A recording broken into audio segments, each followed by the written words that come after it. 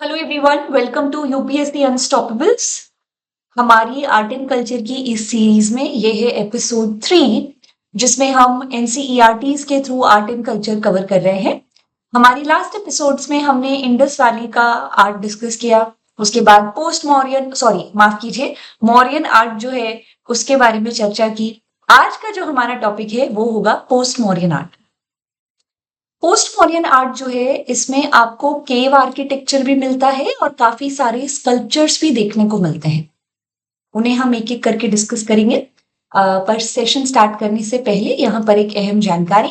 अन academy plus पर जो subscription offer फिलहाल चल रहा है, कल उसका आखिरी दिन है।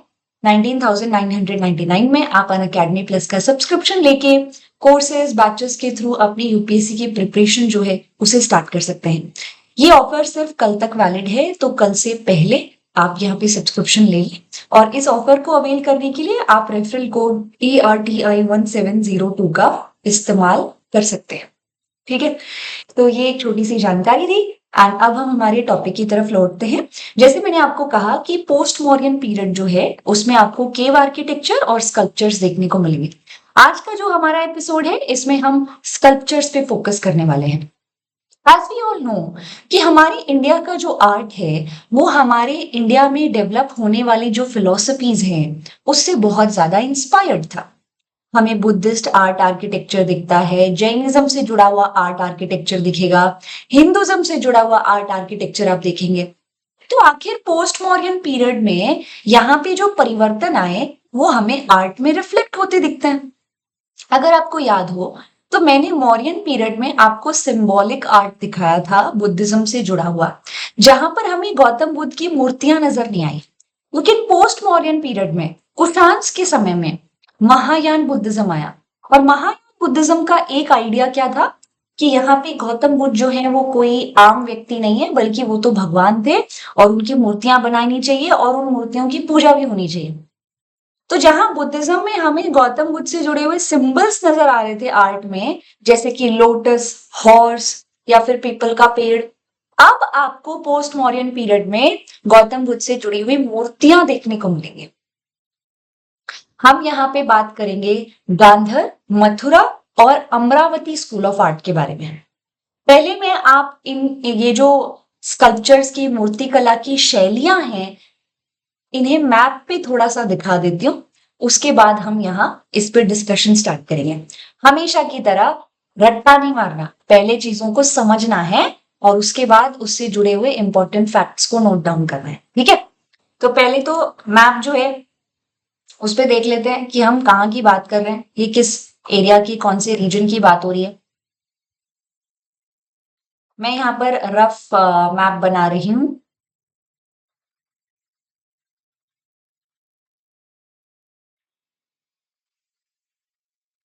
आप यहाँ क्या देखेंगे, सबसे पहले तो Gandhara. Gandhara school of art जो है ये आपको प्रेजेंट डे अफगानिस्तान में देखने को मिलेगा। वहीं मथुरा प्रेजेंट डे यूपी वाले रीजन में आप देखते हैं। और अमरावती की जब हम बात करते हैं तो Amaravati school of art present day Telangana, Andhra Pradesh वाले एरिया में आप देखते हैं। अमरावती शैली, मूर्ति कला की शैली है ये, मथुरा शैली, गांधार शैली। हम यहाँ पे हर एक शैली, हर एक स्टाइल जो है उसके फीचर्स को डिस्कस करेंगे, जिसमें सबसे पहले आता है Gandhara, Gandhara school of art. Again पहले आप पिक्चर्स को देखेंगे, उससे चीजों को समझेंगे, उसके बाद हम धीरे धीरे करके फीचर्स को नोट डाउन करेंगे। ठीक है, फिलहाल तो आप यहाँ पे स्कल्पचर पे फोकस कीजिए। ये गांधार शैली में बनाया गया, गांधार में बनाया गया, पत्थर से बनाया गया गौतम बुद्ध का एक स्कल्पचर है। इसको पहले आप ऑब्जर्व करो। मैं चाहती हूं कि आप सबसे पहले तो फेस को ऑब्जर्व करो। आप पाएंगे कि आंखें जो है वो हाफ ड्रॉपिंग है, आधी खुली आधी बंद।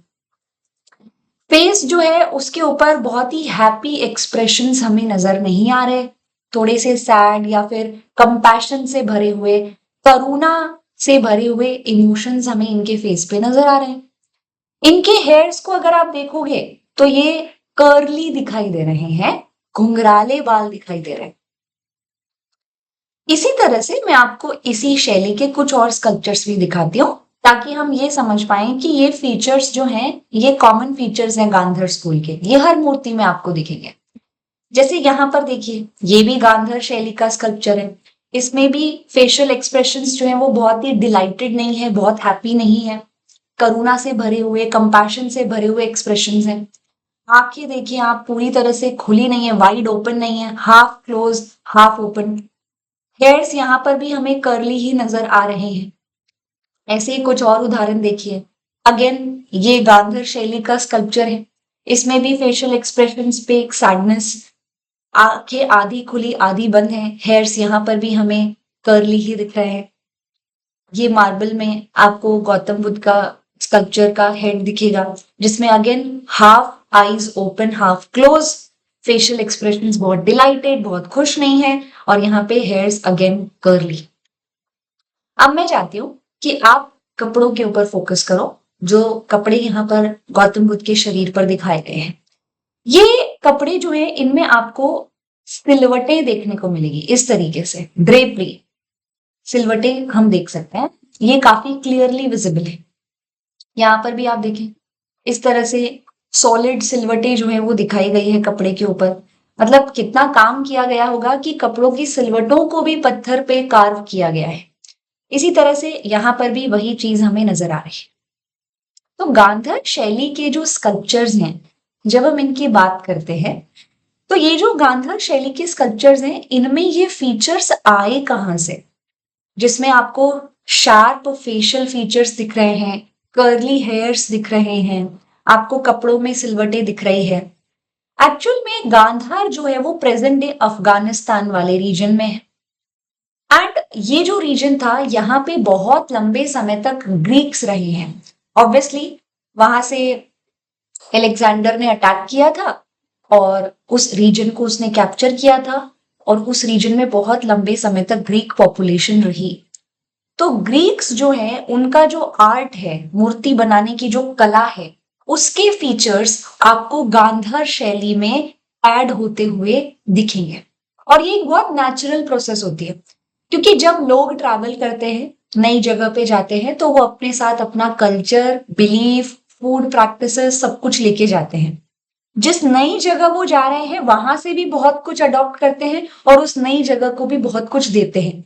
ऐसा ही कुछ गांधर में भी हो रहा था। गांधर जो है उसके अपने भी यूनिक फीचर्स थे मूर्ति बनाने के, लेकिन गांधार रीजन में रहने वाले ग्रीक्स जो थे वो भी अपना स्टाइल लेकर आए, और वो स्टाइल जो है वो यहाँ पर गांधर शैली के स्टाइल से मिक्स हो रहा है, और वो चीज हमें यहाँ रिफ्लेक्ट होती हुई दिखती है।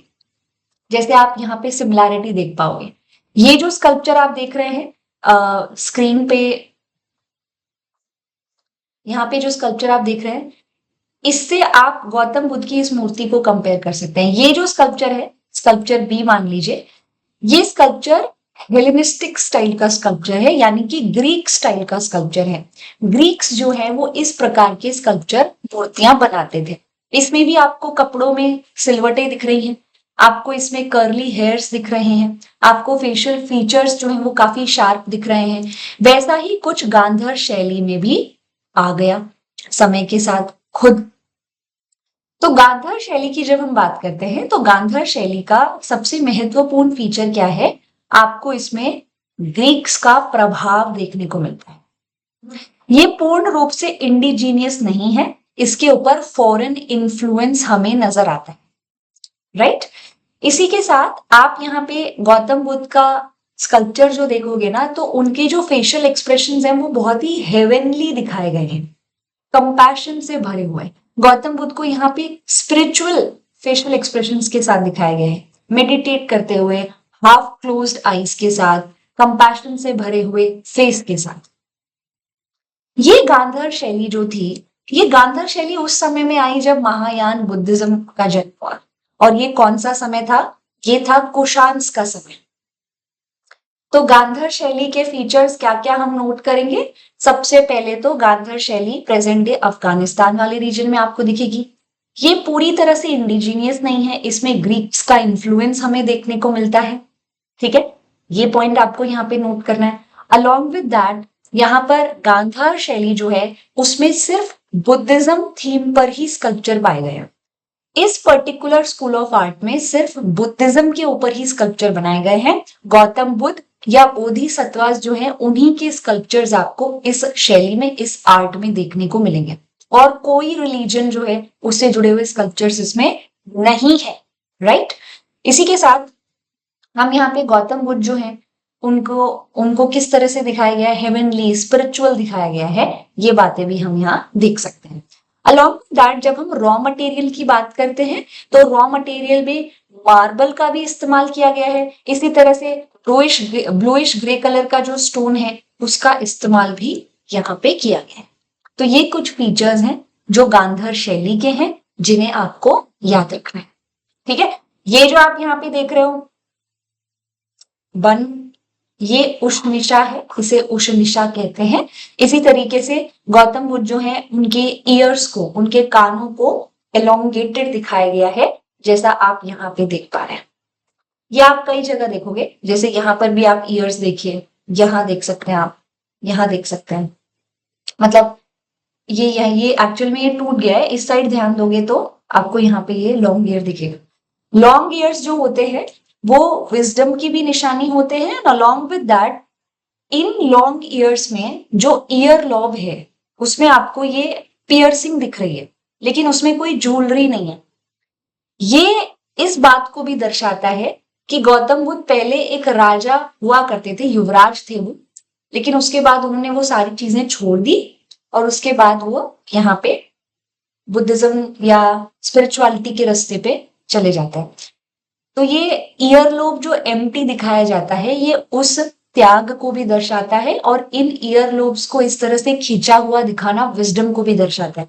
अगर आपने देखा हो, आपने अपने ग्रैंड पेरेंट्स जो है, अपनी ग्रैंड मदर, अपनी दादा दादी जो है, नानी जो है, उनके ईयरलोब्स अगर आपने देखे हो तो वो ज्वेलरी जो पहनते हैं, वो जो इयरिंग पहनते हैं, उसके वेट की वजह से वो नीचे खिंच चुके होते हैं, वो बहुत ही लंबे दिखेंगे आपको कान, और उन ईयरलोब्स में जो पियर्सिंग होती है वो भी काफी बड़ी आपको नजर आएगी।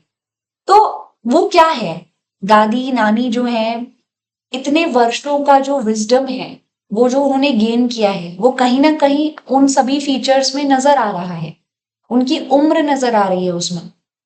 तो ऐसे ही यहाँ पे गौतम बुद्ध के ईयरलोब्स जो लंबे हैं, वो जो विजडम उन्होंने गेन की उसको भी दर्शा रहे हैं, और कैसे उन्होंने यहाँ पर त्याग किया राजकाज का उसको भी दर्शा रहे हैं, है ना। तो इस तरह के फीचर्स भी आप यहाँ पे क्या करते हैं, देखते हैं।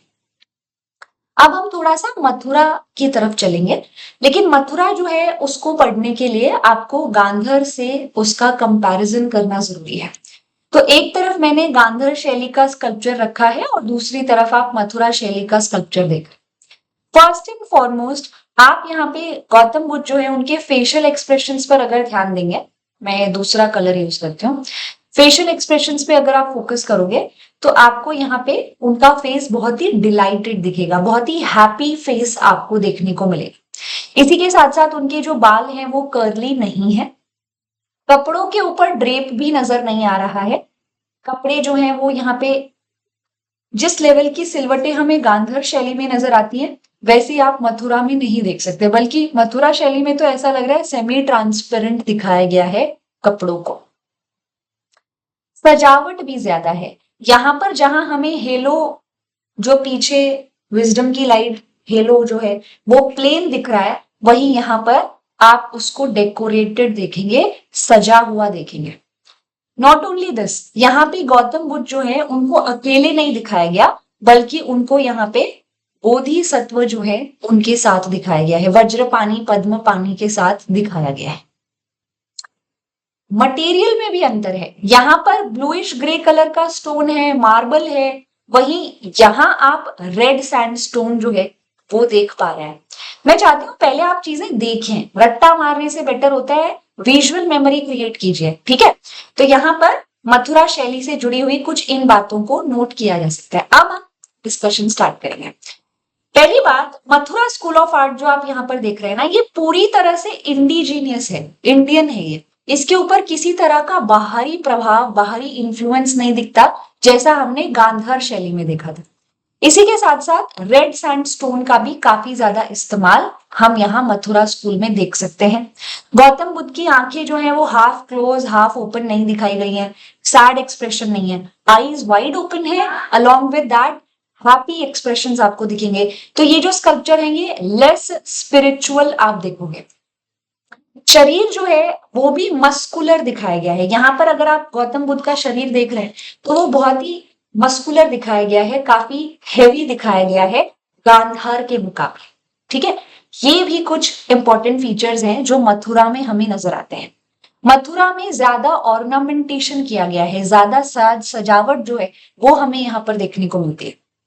एक और महत्वपूर्ण चीज जो आपको मथुरा शैली के बारे में पता होनी चाहिए वो ये है कि मथुरा शैली में सिर्फ और सिर्फ बुद्धिज्म थीम के ऊपर ही स्कल्पचर्स नहीं बनाए गए, बल्कि आपको जैनिज्म पे भी स्कल्पचर्स मिल जाएंगे और आपको यहाँ पर हिंदू गॉड्स एंड गॉडेस जो है उनके स्कल्पचर्स भी मिल जाएंगे। So let's see some examples, कुछ उदाहरण देखते हैं। जैसे कि ये फर्स्ट सेंचुरी कॉमन एरा से आपको गौतम बुद्ध का स्कल्पचर दिख रहा है, वहीं यहाँ पे आपको तीर्थंकर्स के स्कल्पचर दिखेंगे। ठीक है, क्योत्सर्ग मुद्रा में स्टैंडिंग पोजिशन में यहाँ पर आपको तीर्थंकर्स जो जैनिज्म में तीर्थंकर हैं उनके स्कल्पचर दिखेंगे। इसी तरीके से ये जो पिक्चर है इसमें आप शिवलिंग देख सकते हैं जो कि हिंदुज्म से कनेक्टेड है। इस पर्टिकुलर पिक्चर में आप लॉर्ड कार्तिकेय और अग्निदेव को देख सकते हैं जो अगेन हिंदुज्म से जुड़े हुए स्कल्पचर्स है। मतलब एक तरफ जहां गांधार शैली में सिर्फ बुद्धिज्म थीम पे स्कल्पचर थे, मथुरा शैली जो कि गांधार के कंटेम्पररी है, मथुरा शैली जो कि कुशान्स के टाइम पर ही फ्लरिश हुई, इस मथुरा शैली में आपको हिंदुज्म, जैनिज्म, बुद्धिज्म से जुड़े हुए स्कल्पचर्स मिलते हैं। बल्कि इस शैली में सेक्युलर स्कल्पचर्स भी हैं, मतलब राजा महाराजाओं की मूर्तियां जो हैं वो भी बनाई गई हैं। जैसे कि यहाँ पर ये जो स्टैचू आप देख रहे हैं ये हेडलेस स्टैचू है राजा कनिष्क का, नीचे उनका नाम लिखा हुआ है एंड ये काफी पॉपुलर है, ये मथुरा स्कूल ऑफ आर्ट के अंदर ही बना है। इसी तरह से यहाँ पर वेमा खडफिसिस नाम के एक कुषाण राजा थे, उनका भी हेडलेस स्टैचू। अब ये हेडलेस क्यों है, इसके पीछे तो कारण हो सकते हैं कि शायद आगे आने वाले राजाओं ने अपनी सुपरमेसी दिखाने के लिए इन राजाओं का जो सर होगा स्कल्पचर का उसको तोड़ दिया हो। ठीक है, तो ये हेडलेस स्टैचूज भी आपको कुषाण राजाओं के दिखते हैं मथुरा शैली के अंदर ही। सो बेसिकली हमने क्या देखा, हमने मथुरा स्कूल ऑफ आर्ट जो है उसमें कुछ चीजें समझी कि ये लोकल ट्रेडिशन है, बाहर से किसी प्रकार का प्रभाव आपको यहाँ नहीं देखने को मिलेगा। चाहे राजाओं की मूर्तियां हो, चाहे जैन तीर्थंकर्स हो, चाहे यहाँ पर वैष्णविज्म या शैविज्म से जुड़ी हुई मूर्तियां हो, वो सारी की सारी मूर्तियां, इवन बुद्धिज्म से रिलेटेड जो स्कल्पचर्स वो सब भी आपको मथुरा शैली में बनते हुए दिख रहे हैं। मथुरा शैली के जो स्कल्पचर्स हैं उनकी कार्विंग काफी बोल्ड हमें नजर आती है, वॉल्यूम है, काफी वॉल्यूमिनस स्कल्पचर है, काफी हेवी स्कल्पचर हमें दिख रहा है। फेस राउंड है, स्माइलिंग है। इसी के साथ साथ जो कपड़े हैं वो लेफ्ट शोल्डर पे हमें दिख रहे हैं, लेकिन उसके ऊपर बहुत ज्यादा ड्रेप्स सिलवटें हमें नहीं दिख रही जितनी हम गांधार शैली में देख सकते हैं। और क्लियर बॉडी आउटलाइन है। ठीक है, क्लियर बॉडी आउटलाइन दिख रही है, मतलब कपड़े के नीचे जो शरीर है वो भी क्लियरली यहाँ पर दिख रहा है। ये देखिए इस पिक्चर में ये ऐसे करके ऊपर कपड़ा दिखाया गया है, लेकिन उसके नीचे जो शरीर है उसकी आउटलाइन जो है वो भी आपको दिख रही है, शरीर जो है वो क्लियरली दिख रहा है। तो ये सारे के सारे फीचर्स हमें मथुरा शैली में नजर आते हैं। ये जो मथुरा शैली थी इसमें फर्दर इवोल्यूशन हुआ, मतलब आप सेकेंड सेंचुरी कॉमन एरा तक जाओगे तो जो स्कल्पचर्स हैं वो और ज्यादा वॉल्यूमिनस हो गए, और ज्यादा हेवी शरीर जो है उनमें दिखाया जाने लगा, जैसा आप यहाँ पर देख सकते हैं। जैसे ये 131 कॉमन एरा मथुरा से है, ये स्कल्पचर्स में गौतम बुद्ध दिखाए गए हैं। आप यहाँ देख सकते हैं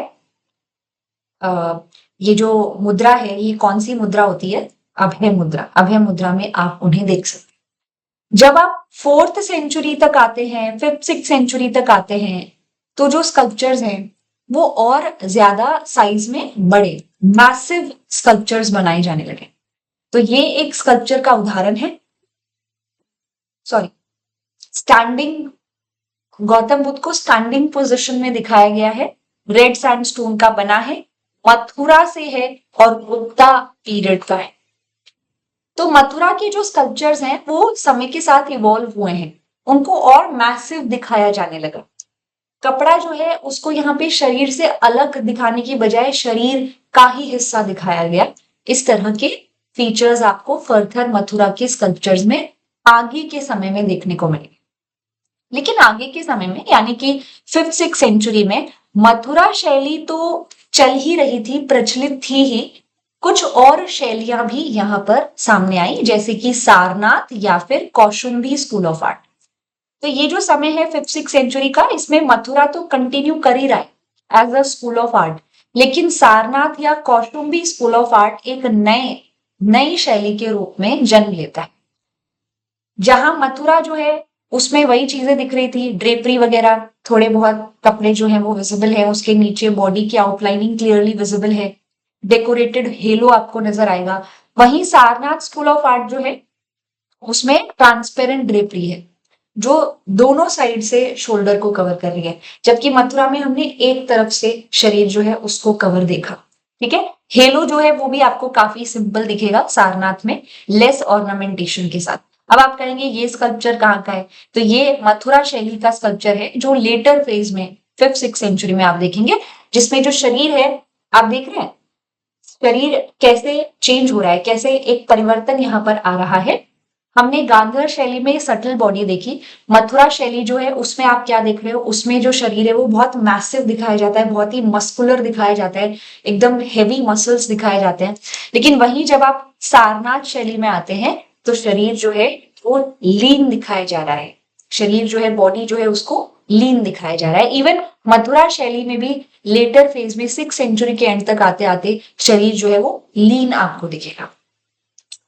तो इस तरीके से नॉर्थ इंडिया में ये कुछ शैलियां हैं जो हमें क्लियरली दिखती हैं, एक तरफ गांधार एक तरफ मथुरा। आइए इनको समराइज करें। एक तो दोनों ही स्कूल्स कुशान्स के समय के हैं। गांधार जहां नॉर्थ वेस्ट फ्रंटियर यानी अफगानिस्तान वाले रीजन में दिखेगा, वहीं मथुरा आपको यूपी में दिखेगा। गांधार में ग्रीक्स का प्रभाव देखा और मथुरा में कोई बाहरी प्रभाव में नजर नहीं आया। गांधार शैली में जहां बुद्धिज्म थीम पर ही स्कल्पचर्स थे, वहीं यहाँ पे हिंदुज्म, बुद्धिज्म, जैनिज्म और राजा महाराजाओं की स्कल्पचर्स भी दिखते हैं। गांधार में bluish grey sandstone, even marble का इस्तेमाल भी हमें देखने को मिलता है। वहीं मथुरा शैली के जो स्कल्पचर्स हैं उसमें आपको रेड सैंडस्टोन का यूज दिखेगा। गांधार शैली के गौतम बुद्ध ज्यादा स्पिरिचुअल नजर आ रहे हैं, एक्सप्रेशन थोड़े से सैड है। कई मूर्तियां तो ऐसी हैं जिसमें आपको दाढ़ी देखने को मिलेगी। साज सजावट कम दिखाई गई है, गौतम बुद्ध को योगिक पोस्चर में दिखाया गया है, कर्ली वेवी हेयर्स हैं, माथा जो है फॉरहेड जो है वो काफी लार्ज है, लॉन्ग ईयर्स हमें दिखते हैं। दूसरी तरफ मथुरा, डिलाइटेड बुद्ध, गौतम बुद्ध जो है बहुत ही खुश दिखाए गए हैं, लेस स्पिरिचुअल दिखाए गए हैं। उनका जो हेड है वो यहाँ पे शेव्ड दिखाया गया है, फेस जो है वो कई जगहों पे शेव्ड दिखाया गया है, कई जगहों पे बाल दिखाए गए हैं, कई जगहों पे उन्हें बिना हेयर्स के दिखाया गया है। मस्कुलर है बॉडी, शरीर एनर्जेटिक नजर आता है। पद्मासन मुद्रा में वो बैठे हैं, उन्हें अकेले नहीं दिखाया जाता बल्कि उन्हें यहाँ पर एक तरफ वज्रपाणी एक तरफ पद्मपाणी, इन दोनों बोधिसत्वस जो है उनके साथ दिखाया जाता है। अलॉन्ग विद दैट यहाँ पे आपको हिंदुज्म, जैनिज्म और राजा महाराजाओं के स्कल्पचर्स भी दिखते हैं। तो इस तरह से हम यहाँ पर इन दोनों शैलियों को समराइज कर सकते हैं। जब ये शैलियां नॉर्थ में फ्लरिश कर रही थी उसी समय में आप साउथ में जब आओगे, आप आंध्र प्रदेश वाला रीजन है, तेलंगाना वाला रीजन है, वहां पे जब आते हैं तो वहां पर आपको मिलता है अमरावती स्कूल ऑफ आर्ट। ये तीनों स्कूल ऑफ आर्ट एक दूसरे के समकालीन रहे हैं, याद रखिएगा।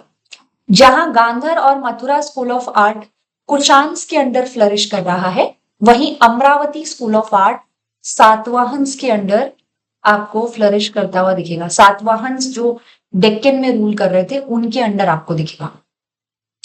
अमरावती स्कूल ऑफ आर्ट में हमें क्या नजर आता है, क्या क्या फीचर्स हमें नजर आते हैं। पहले तो गांधार और मथुरा में आपने क्या देखा, गांधार और मथुरा के जो स्कल्पचर है ना वो कोई कहानी नहीं सुना रहे आपको, कोई नरेशन वहां नजर नहीं आ रहा, सिर्फ आपको मूर्ति एक सिंगल दिख रही है। ठीक है। लेकिन यहाँ जब आप अमरावती स्कूल ऑफ आर्ट में आते हैं तो आपको इस तरह के पैनल्स देखने को मिलेंगे, इस तरह की कार्विंग आपको देखने को मिलेगी जिसमें कुछ कहानी नरेट की जा रही है। तो Amaravati school of art narrative style का है। ये देखिए यहाँ पे गौतम बुद्ध के जन्म की कहानी नरेट की गई है, उसको कार्व किया गया है। तो Amaravati school of art Mathura और गांधार से अलग है। यहाँ पे स्कल्पचर्स जो हैं वो क्या कर रहे हैं, वो नरेट कर रहे हैं, नरेशन के ऊपर ज्यादा फोकस किया गया है। ठीक है। इसी के साथ साथ यहाँ पे ये स्कल्पचर्स कैसे हैं, रिलीफ स्कल्पचर्स हैं। रिलीफ स्कल्पचर मतलब एक, मान लीजिए पत्थर का पैनल होगा और उसमें स्कल्पचर जो है उसको कार्व किया गया है, लेकिन पूरी तरह से काट के, जैसे पीछे आपने यहाँ पर देखा, जैसे ये पूरा शरीर आप यहाँ पे देख सकते हैं। ठीक है। हाइट हाइट भी है, लेंथ ब्रेथ हाइट सब कुछ है, मतलब 3D आपको स्कल्पचर्स दिख रहे हैं पीछे वाले।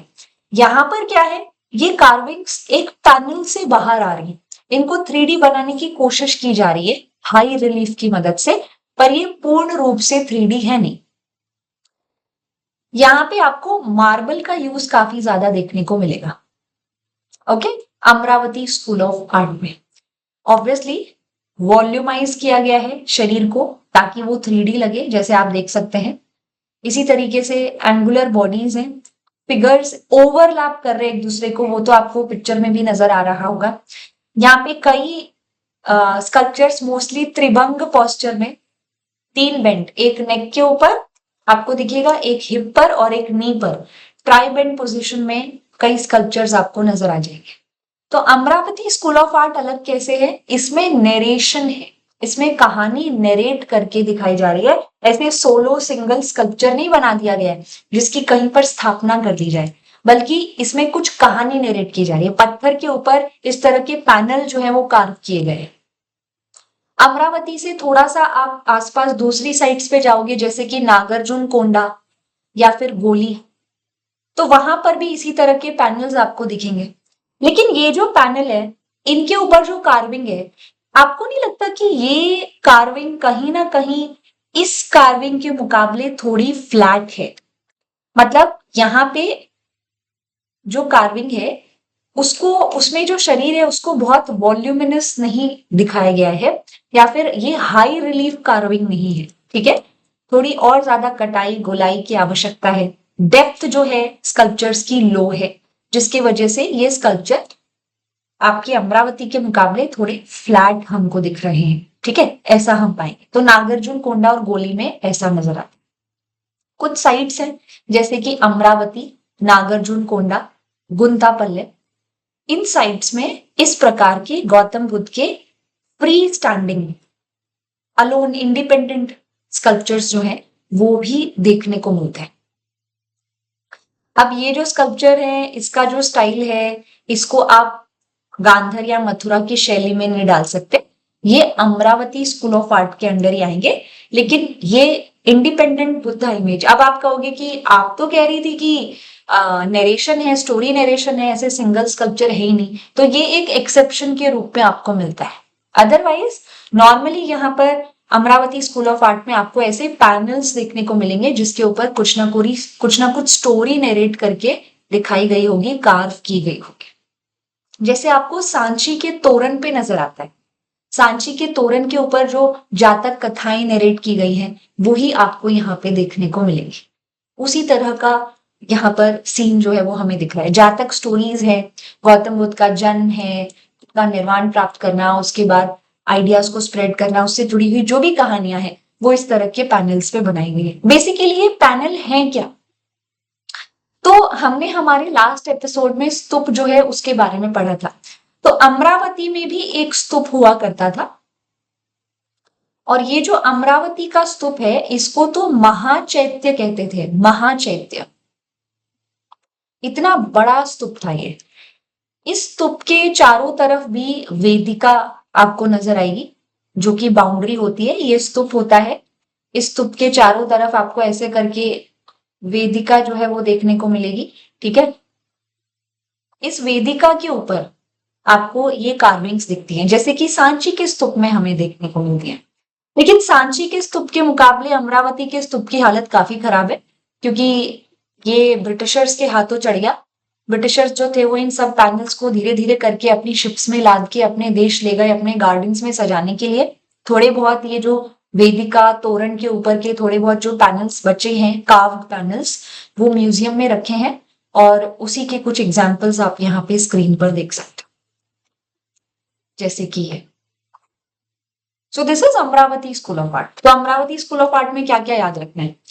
ये हाई रिलीफ स्कल्पचर्स हैं। ये पूरे कंप्लीट स्कल्पचर्स नहीं है, ये एक पैनल से बाहर आते हुए स्कल्पचर्स हैं। ये नैरेटिव स्टाइल के हैं, इनमें कुछ ना कुछ स्टोरी नरेट की जा रही है। मार्बल का इस्तेमाल भी हमें देखने को मिलता है, ठीक है। तो ऐसे करके ये गांधर और मथुरा से अलग है। इवन सातवाहंस के अंडर इनको पैट्रोनाइज किया गया, ये फैक्ट भी आपको ध्यान देना चाहिए। तो ये थे कुछ स्कल्पचर्स जो कि आपको पोस्ट मॉडर्न पीरियड में देखने को मिलते हैं। अगले एपिसोड में हम केव ट्रेडिशन जो है उसके ऊपर फोकस करेंगे। केव ट्रेडिशन कैसा रहा पोस्ट मॉडर्न पीरियड का, उस पर चर्चा करेंगे। जाते जाते एक बार फिर से अनअकैडमी प्लस का जो सब्सक्रिप्शन ऑफर चल रहा है, कल उसका लास्ट डे है। आप ARTI1702 रेफरल कोड यूज करके सब्सक्रिप्शन ले सकते हैं। उसके बाद प्राइस हाइक हो जाएंगे, तो बेटर है आप उससे पहले सब्सक्रिप्शन ले, एंड आप यहाँ पे अनअकैडमी प्लस के सभी बेनिफिट्स उठा सकते हैं। आपको ये एपिसोड कैसा लगा वो कमेंट सेक्शन में जरूर बताएं, और नेक्स्ट एपिसोड में केव आर्किटेक्चर में पोस्ट मॉडर्न पीरियड में क्या परिवर्तन आया उसके बारे में भी हम पढ़ेंगे। उस एपिसोड में भी जरूर जुड़े। Thank you so much everyone, take care.